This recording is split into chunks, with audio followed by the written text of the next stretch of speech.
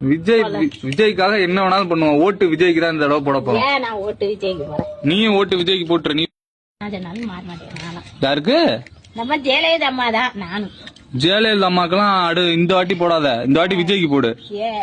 விஜய் இந்த தடவை ஜெயிச்சு முதலமைச்சர் ஆகணும். அதெல்லாம் நீ எங்க தாய் என்ன சொல்லுதோ அதுதான். யாரு பேச்சையும் நான் கேட்க மாட்டேன். எந்த தாய்? நீ பெத்த தாய். பெத்த தாய் தான் செத்து போயிடுச்சு இல்லையே? ஏன் இல்ல, செத்துதான் போச்சு. ஆவி பூரா இங்கதானே இருக்கு. எங்க இருக்கு?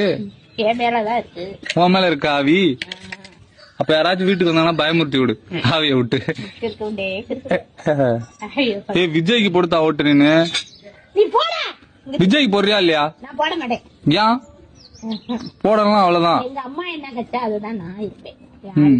விஜய் எவ்வளவு நல்லவன் உனக்கு தெரியும்ல. பாட்டு எல்லாம் பாடுவான், டான்ஸ் எல்லாம் ஆடுவான்ல, அதெல்லாம் ஆடிட்டு வரேன். எனக்கு டிவி எல்லாம் வருவான்ல விஜய். தேவையில்ல அதெல்லாம்.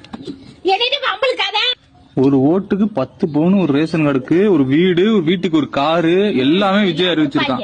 உங்க அப்பா வீட்டுல என்ன சொத்து கொடுக்கல, அவன் கொடுத்தான். இரு, ஜெயலலிதா மாதிரி செத்து போச்சு. அதுக்கு நீ ஓட்டு போட்டு என்ன பண்ண போற? போடுவேன். என் உயிர் கரைக்கும் அதுக்கு ஓட்டு. சரி, இப்ப அந்த கட்சியில யாரு முதலமைச்சர் ஆனா? யாரோ ஒருத்தவங்க. அவங்க யாருன்னாச்சும் தெரியும். பேசாதடா, தேவையில்லாத வேலை பார்க்காதேன்னு. அரசியல் பேச வேணான்றியா? நம்ம வேலையை பாரு. அரசியல் வேணான்றியா நம்மளுக்கு?